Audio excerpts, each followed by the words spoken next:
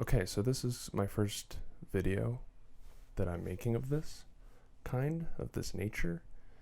Um, I wanted to do something like this and talk about movies. I find that sometimes, for whatever reason, I find it difficult to talk about movies, even with friends. I almost sometimes don't like going to the movies because I don't like talking about it after. And it's not really that I don't have thoughts. I think I just feel a little uncomfortable for whatever reason it is. Just like, yeah, discussing my problems with it or the things I liked. Getting into things about theme when I feel like often on a first view I can't really think about things that way. So it just kind of turns me off from wanting to talk about them with a lot of people, though I do think about them a lot. And I think I want to get better at articulating how I feel about, especially movies that I love. I think part of what also happens is that there is such a personal element to it that talking about it never feels like it leads too much. It is interesting to hear about why people might like or dislike the things that I like or dislike. But I feel like first and foremost, I want to fully understand my own thoughts about something before I can even begin to really be too interested in what other people have to say. So I decided that, let's try practicing alone in my room. The most personal way you can talk through a movie, think about a movie, discuss a movie is muttering to yourself in your room and then posting it online. So that's what I'm going to do. So from the title, I want to talk about Koyaanisqatsi. It's a movie that I really only heard about and discovered about a year ago in early 2022. I was still doing my undergrad. I was in my final term. Someone brought it up as like their favorite movie, and it just so happened that in another class, like 2 weeks later, we were, supposed to watch it. I was at school for cinema studies, and I was pretty blown away. It felt like my reaction was kind of what I imagine Francis Ford Coppola, who produced the movie, he reacted by sort of saying or remarking that he was waiting for a movie like this to be made and was very pleased when it finally was. And that's kind of how I felt when watching this for the first time, was that there were a lot of things that Koyaanisqatsi did that I thought, why hasn't something like this been done? And in terms of what those things are, on a more general level, I suppose maybe you're watching this and you've never seen Koyaanisqatsi. I've heard the film described as a tone poem before, and I think that is a really accurate way to describe it. It is a documentary in a sense, but in many ways it's also kind of its own genre, I would say. It really stretches what our conception of the medium is capable of. There are no words spoken in the movie except for the title Koyaanisqatsi is sung as part of the soundtrack, but no one talks. There are no characters. There's no traditional story. The film essentially starts off by showing a shuttle launching off. or I believe there's some cave drawings or some early human art. Or maybe not early human, but early art. I'll say. I think that's fair. Art, art that is old. Art that was first. Maybe that's the way to describe it. And we see a shuttle launching. Goes into like really incredible landscapes, nature. I think the Four Corners is the place that it's that a lot of that was shot. I could be wrong about that, or the Four Steps. Anyway, so the film starts off with incredible visuals of like huge, hugely vast and detailed landscapes that I think really show a kind of not a disorder, but sort of it highlights the natural aspect, which will be juxtaposed to later with sort of the human side, because after showing the earth and then the clouds, we get into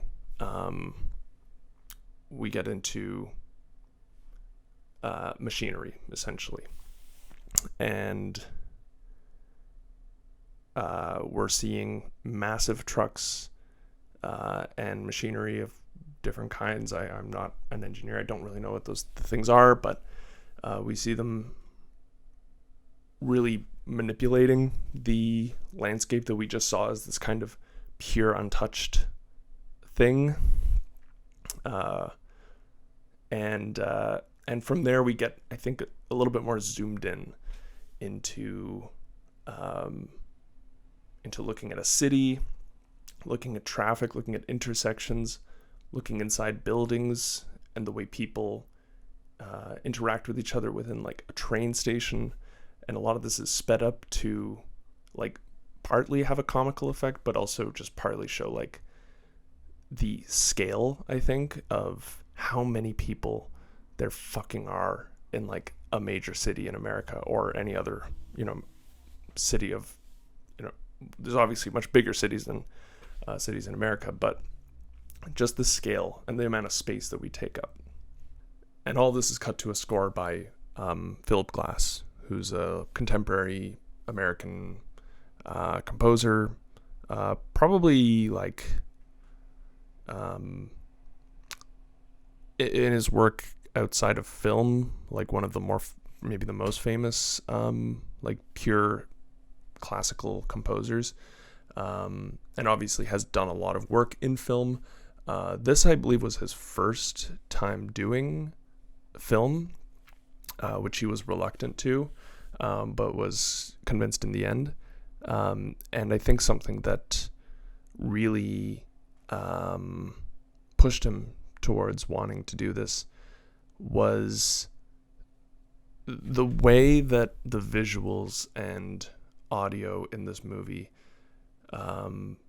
work together is pretty interesting. Whereas on one side, if you have, and Philip Glass gives this example, a commercial where someone's opening up a soda or a Coke or whatever, the audio and the visuals completely line up with each other and don't leave room for an audience member to put themselves in between and interpret those things separately.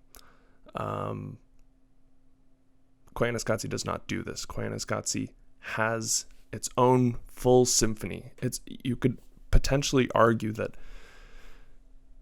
the film is almost more about the music, I think, to some people. I would say that I have engaged with this movie from a musical standpoint, from an audio standpoint, much, much, much more than I have from a visual standpoint.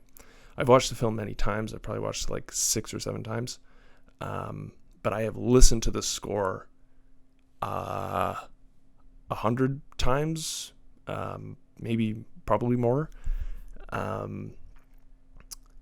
And not to say that that's abnormal. I think I've personally listened to lots of scores more than I've seen the movie for it.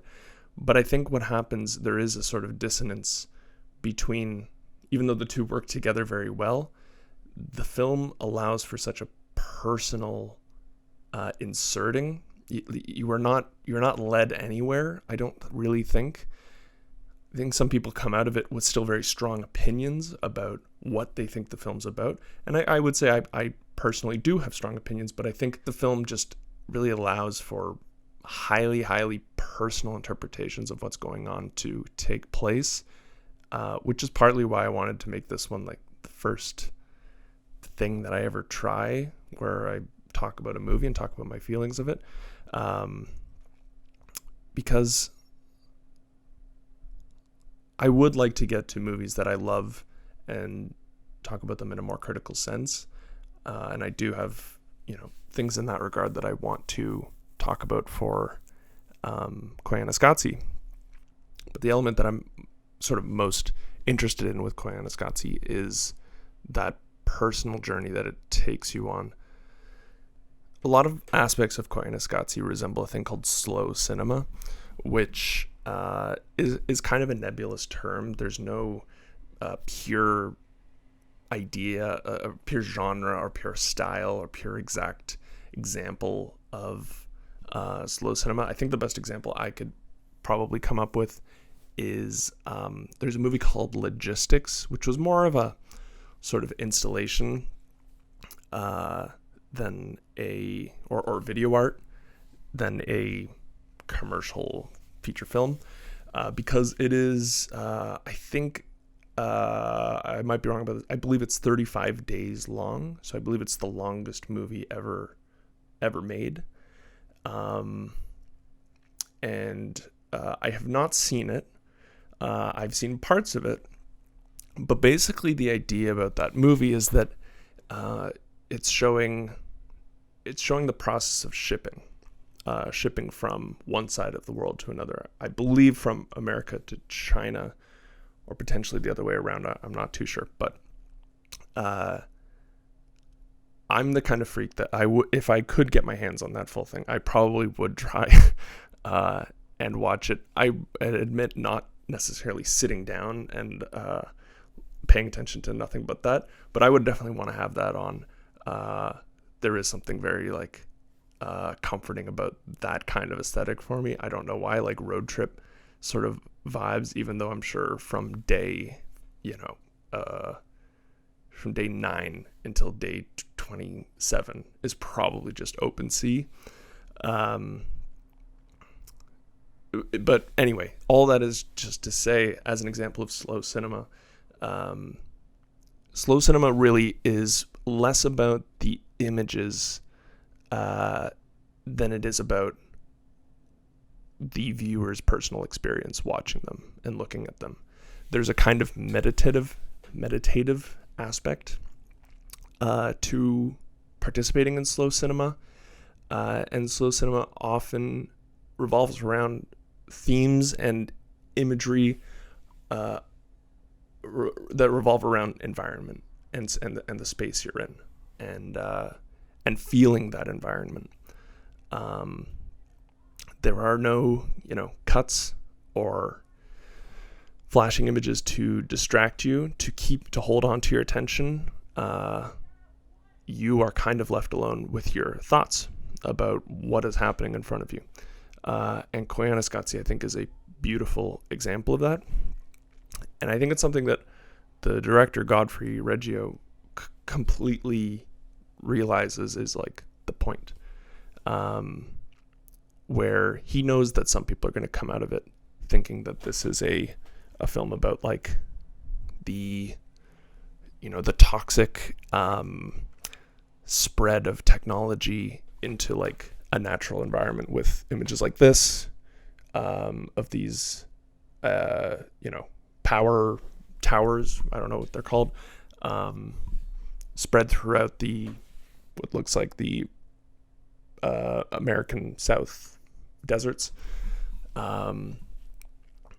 or maybe it's about the brilliance of technology and what it's like kind of allowed for humanity, or just on a sheer organizational level.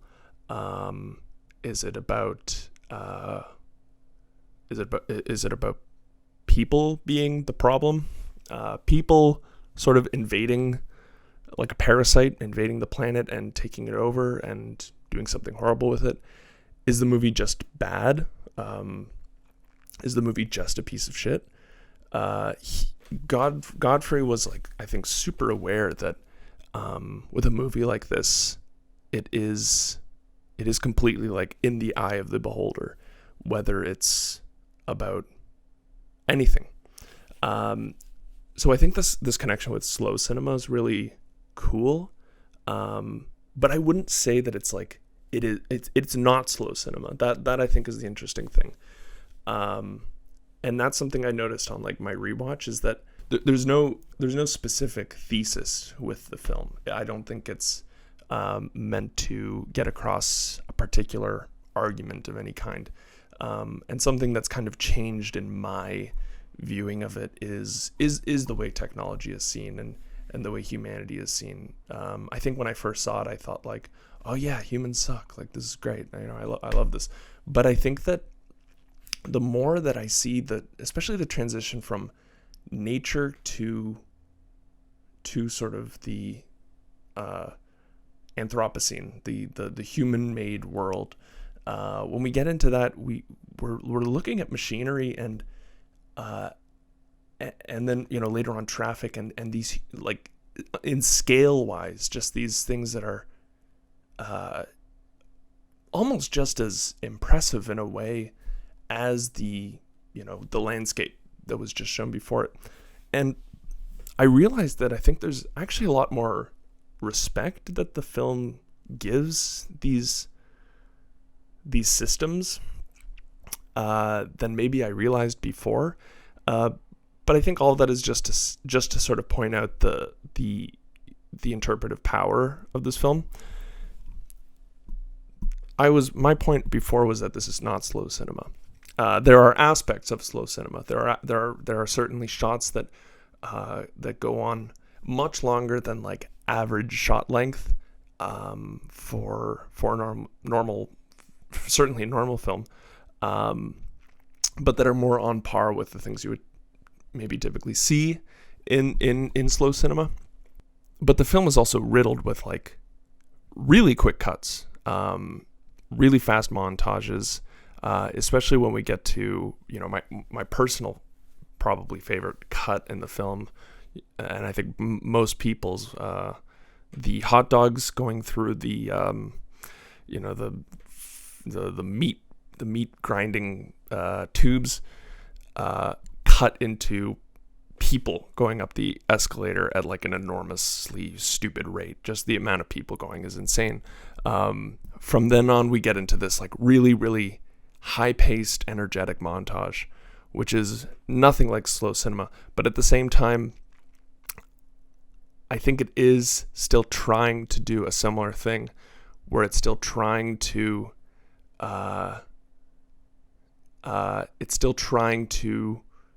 allow you to just sit in this atmosphere and sit in this energy, whether you like it or hate it. Like, I think that's going to depend on the person who's watching it. Personally, in that montage, that's like, it's most of the reason that I rewatch the film is to actually get to that point. I think it's so interesting. I feel like every shot you could stop. Just the symbolism of the Americana, of the hot dogs and Twinkies, I think is so, like, funny in this really dark way. Especially cutting from hot dogs to people, like, there's just so much going on that even in just that cut, you're able to just kind of zoom out and look at all these systems as, you know, one giant system of we feed so that we can go there to go to the factory to make, like, it's I mean, essentially it's what a lot of other big artists have made their careers trying to point out, So I just love that cut. But I think where it diverts from slow cinema is, and this is something that I've felt more and more as time has gone on, it feels like the film itself is completely aware that the subject that it's filming is incredible. Like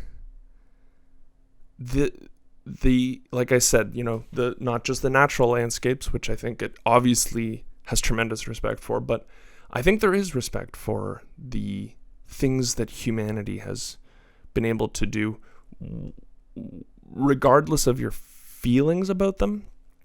Even in just those shots where you see traffic coming and you're seeing like 20 intersections in the entire frame, and you just see this like perfectly timed rhythm to everything. There is a darkness to it, absolutely, like, this kind of lockstep that everyone seems to be in together, but also not aware of it. But there's still something just, like I said, on an organizational level, the same way we can find like an ant colony interesting because of how organized they are and how well they're able to communicate and get the job done. Yeah, so I just think that element, that sort of personal journey that Koyaanisqatsi takes you on, that is like this weird mirror of whatever your experiences are, is so unique. Like I think the decisions and the balls to not just say like, oh, this is, we're gonna just try and make some experimental thing. Like, no, they saw themselves entering a commercial marketplace for a film that was completely wordless, characterless. Like, I mean, by documentary standards, that's crazy. But I think it's still so, to me, it's just tremendously brave. And I think pays off completely, looking at this it came out in 1983. So exactly 40 years later, not only do they have, like such a tremendous artifact of of American culture at that time. I know the second film, Koyaanisqatsi, is that's a lot more focused on anthropology and on humans, cultures around the world. I think this one is kind of maybe it's sometimes overlooked. I think sometimes the anthropological aspect of Koyaanisqatsi is also overlooked because it focuses on American culture. There's a lot of those shots of, like, every shot of people in this film is like pretty entertaining. The dude who's just shaving himself in public, or those like Las Vegas waitresses who, like, you can just see kind of the delight just to be in front of a camera, which was such a rare thing at that time. And I think another aspect that's really cool looking at this now rather than watching it at the time is sort of the cyclical, I should say. I should probably pronounce words properly. The cyclical nature of, like, everything that's going on in this film. It's showing sort of the daily grind. I think it is a part of the imagery that we're seeing. The movement of people is going to work, commuting. That's kind of at the very least what we're meant to be shown, and I can't imagine it was much different. Like, if you were to look at each of those cars, I bet most of them were going to work. And what's so cool, again, in a really fucked up way, in a really dark way, is they never stopped.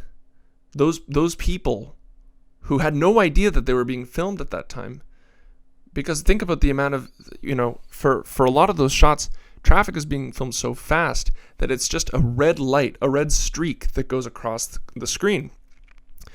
That's hundreds, thousands of people driving their cars. And they never stopped doing that. They went home And then they did the exact same thing the next day and the next day and the next day and the next day. And eventually that car that we saw in that film had to be thrown out. And that person had to buy a new one. And just the, there's a really powerful thing that film is able to do, which I think is actually capture the natural world, and capture its sort of its truth and its spontaneity. Though I could, maybe one day I'll find a documentary and talk about sort of how film actually depicts truth.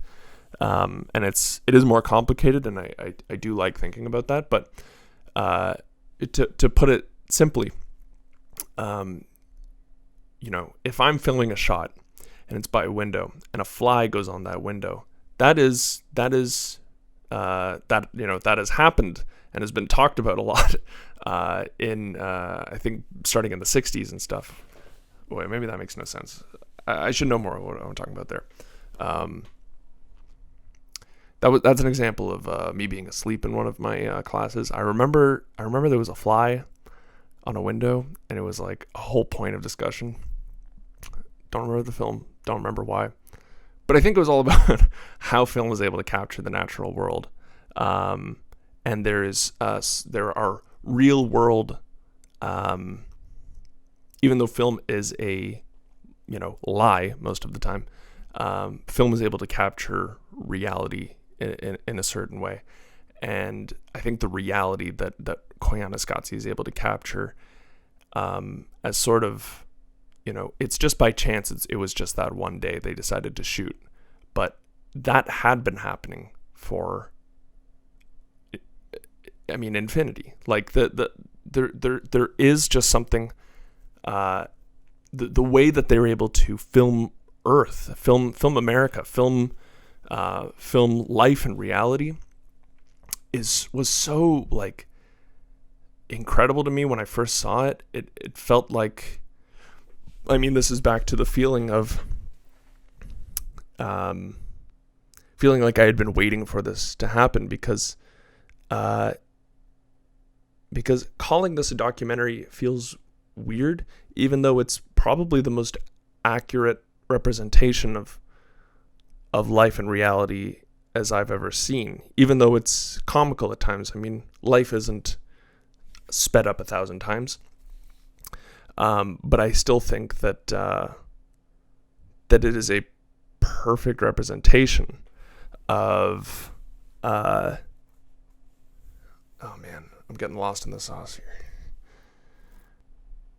Maybe I should do these with like points, like point 1, point 2, point 3, instead of just rambling, but whatever. I'll wrap it up by saying, an interesting thing about Godfrey Reggio is that he was actually from, I believe, 14 to 28. He lived in like a monastery, I think in South America, or not a monastery. Sorry, I don't know religious stuff. I think he's Catholic. So he was like a priest or like a monk, basically, and a missionary. I don't know. But he lived like a life of like meditation, like that's all he did for 14 years. And he kind of describes it as like, it set him up for great things, but he cannot say that it was a good life, but it was also not a bad life. And I think that is ultimately the sort of stance that the film takes on many things. Some people see this film as black and white. I absolutely do not. I think it's like, it may feel black and white. Like it may feel like there is a very like clear message that he is sending, and that how can you not see it this way? If you don't see it this way, I don't know what you're seeing. And I think that's so like difficult to do. And especially because these reactions are strong. They're not just like, okay, like, I guess it's about that. Like, some people, truly think that, even when I first saw it, I thought this guy was, what hated humanity. And from listening to him talk more, I don't think he does. I think he's incredibly critical of humanity, but I don't think he hates it in the strong ways that I assumed he did. So all that being said, I love this movie. The sequels are okay too. They're pretty good. I'd say they're worth watching. If you shout out Criterion, if you want to watch it, they have a trilogy Blu-ray. I don't love the cardboard packaging for the trilogies that they have. Like, I prefer the plastic case. But that being said, if you are going to make cardboard packaging, this is pretty decent. Also comes with a short he made, Anima Mundi, which is like 30 minutes. I think he made it for like a fashion show. Also really good. I would say like close to Koyaanisqatsi level, and I would say better than Powakatsi and Nakoikatsi. Yeah, if you've already seen it, well, if you've watched this much, I really do appreciate it. I hope there was some coherency there. Like, I hope I got something across. If not, you know what? I'm gonna try and do better next time. I think the next movie I want to watch or talk about, don't know if I'm gonna do this or not, because I think I want to have the copy when I talk about it, but we'll see. Maybe I will, maybe I won't. I want to talk about Kess. Kess is like a real like favorite of mine as of pretty recently. So yeah, I think I'd like to talk about that next. All right, have a great rest of your day, guys. See you next time. Cheers.